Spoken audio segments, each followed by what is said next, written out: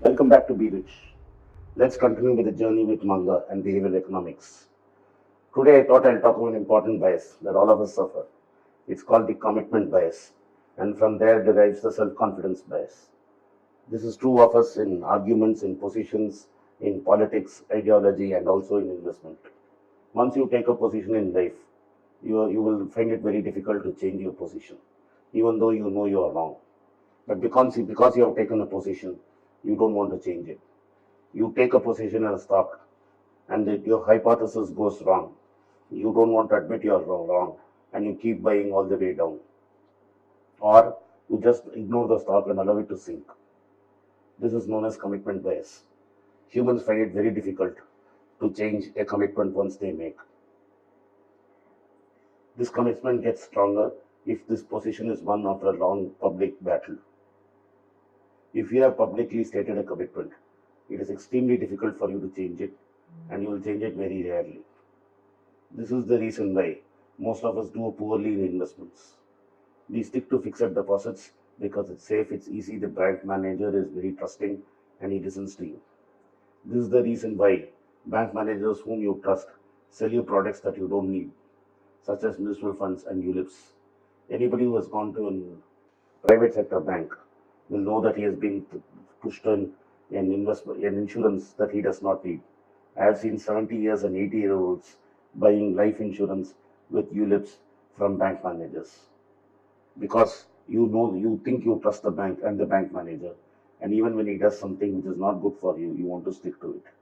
Similarly, if you fall in love with a stock, whatever happens to the stock, you don't want to change it. This is also known as self-confidence bias or commitment bias.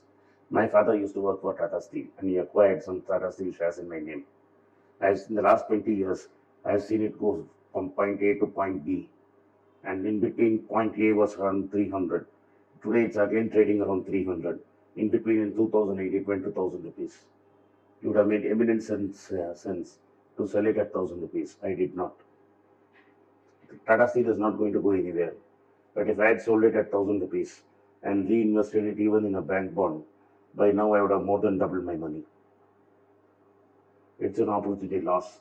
My exposure was small, I could take it.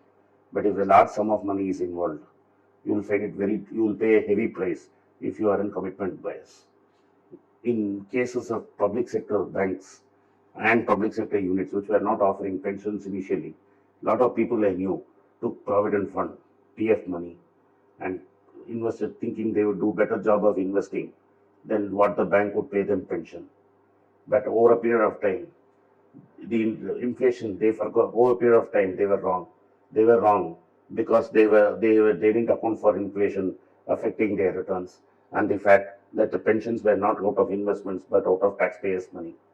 A lot of them went back and returned the provident fund and opted for a pension because you made. And but I knew a lot of people who turned out to be 80, 85, and who were struggling for earn their basic bread, while their assistants and stenographers were drawing more pension and living more comfortably than them.